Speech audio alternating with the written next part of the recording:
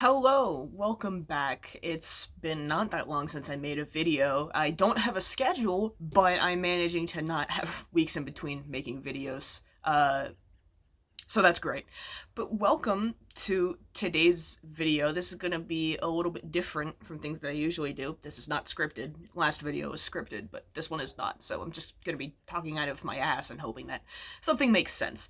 You know, you give an infinite number of monkeys an infinite number of typewriters, and one day one of them's gonna create a masterpiece of a novel. So that's the kind of vibe that I'm working with right now. So today I'm going to be looking at some weird medical slash health advice that I found on Pinterest. You know, I was scrolling Pinterest earlier and I found something on my feed that was just this weird sort of, I mean, I've already said it, but like weird medical and health advice. There's a lot of it out there on the internet, and it can range from slightly misinformed to blatantly incorrect and bordering on harmful slash actually being harmful. But I don't think I'm going to be looking at anything super harmful today. I'm not wandering into the territory of like anti-vaxxers or whatever, but it is some weird stuff. And disclaimer, I'm not a medical professional. I'm very far from it. I didn't go to medical school. I'm probably never going to go to medical school, but so it's not like I can correct any of these things with any amount of authority because I don't know shit. I'm not that smart, okay? I'm just here for shits and giggles and to laugh at some weird things that I found on Pinterest. So, let's go. This first one here says, "Did you know massaging your breast with olive oil will help increase blood flow to your bust and help the lymph with circulation?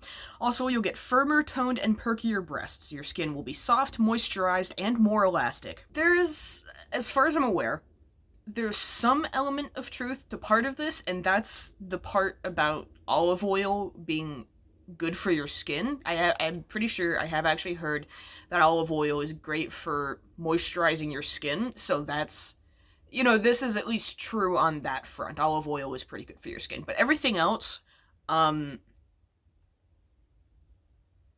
don't know.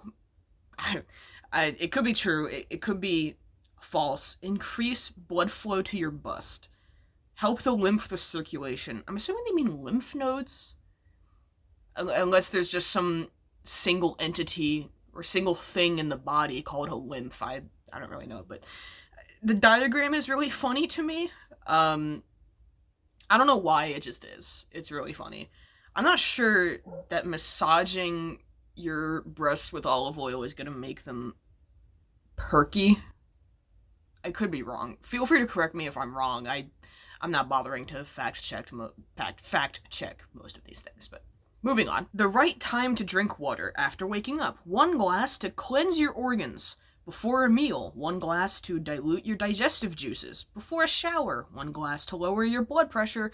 And before going to bed, 1 glass to keep yourself hydrated. Now, water is great. We need water to live. Drinking enough water is very important. Make sure you're drinking enough water, because if you're not drinking enough water, your body and your organs don't like that or whatever. So, I mean, before going to bed, drinking a glass to keep yourself hydrated, that's what water does anyway. Water is not going to hydrate you only if you drink it before you go to bed. If you drink water at any point during the day, it will hydrate you. That's the point of water. That's what it's for. That's why we drink it, is to be hydrated. And also, after waking up, 1 glass to cleanse your organs. Do your organs need to be cleansed? Is that a thing? Do you need to clean your organs? If there's something so wrong with your organs that they need to be cleaned, I'm not sure just drinking a glass of water after you wake up is going to solve that. That sounds like a worse issue.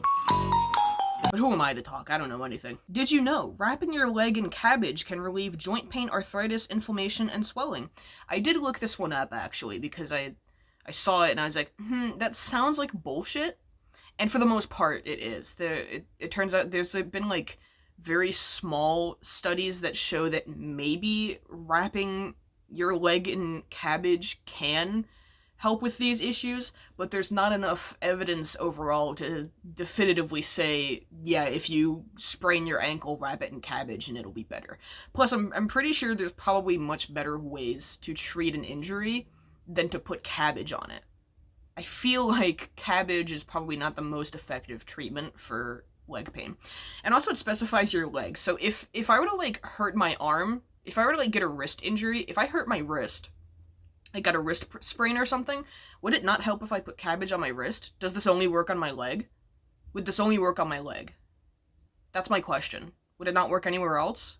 I think that would be really funny if it didn't work anywhere else. This looks like it was part of like a bigger thing. It looks like, I think it's called acupressure, which as far as I'm aware is not scientifically founded and it's mostly a pseudoscience. But 3, colds. Massage this point on the big toes to get rid of sinuses. I'm sure what it means is you know, help with congestion and stuff like that, because you know when you have a cold you can get kind of congested, and that's like why your nose runs and it gets a little hard to breathe. It just doesn't feel that great.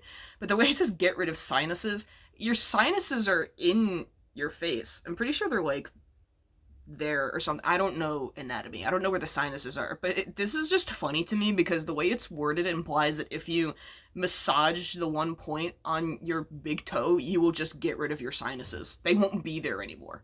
You can't be congested. You can't have a sinus infection if you don't have sinuses, so I guess if you want to get rid of your sinuses, give this a shot. Let me know if it works. See if you just don't have your sinuses anymore. Must do this pose for 1 minute 2 times daily to get benefits. Makes skin glowing. Reduce stomach fat. Improves digestion. Deliver oxygen to face. Reduce fine lines. Makes thighs and knees strong. I'm no expert, but I feel like this image is promising more benefits than just this, doing this singular pose will actually give you. Does this look like it could do something? Yeah, probably, but I feel like if I did this for even like 10 seconds at a time, I'd probably get back pain from trying to fold myself in half like that. This looks like it would hurt. I'm not a flexible person. This would cause me an injury. I would have to go to the hospital if I tried this. Make skin glowing. How is this going to help your skin? Reduce stomach fat? I mean, maybe. Any exercise could do that. Improves digestion? What does it mean, improve digestion? Makes it faster? Deliver oxygen to face. Yeah, because your head is down near the floor and the gravity's like pulling the blood to your head. That's why if you're like upside down for too long and then you get right side up again, it like hurts because all the blood went to your head, and you shouldn't be upside down for too long anyway, because that just hurts regardless. Reduce fine lines. What does that mean? What fine lines? Makes thighs and knees strong. Sure, I guess, but I'm pretty sure there's other ways to do that. And the way it says must do this pose, you must. If you want these benefits, you must do this pose for 1 minute 2 times daily. When? I don't know. Could you do 2 minutes and that counts as 1 minute 2 times? I don't know. It's ridiculous. It's just really funny. Skin whitening drink. We're getting into territory that I don't think we want to be getting into, but here we are. We're in it. Get fair skin in just 8 days. 2 oranges, 1 cucumber, 1 carrot, 2 tomatoes.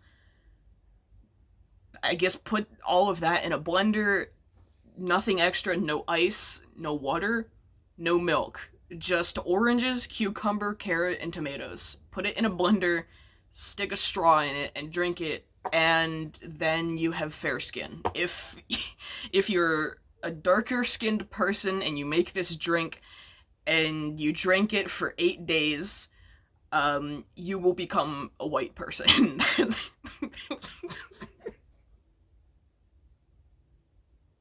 It's so ridiculous.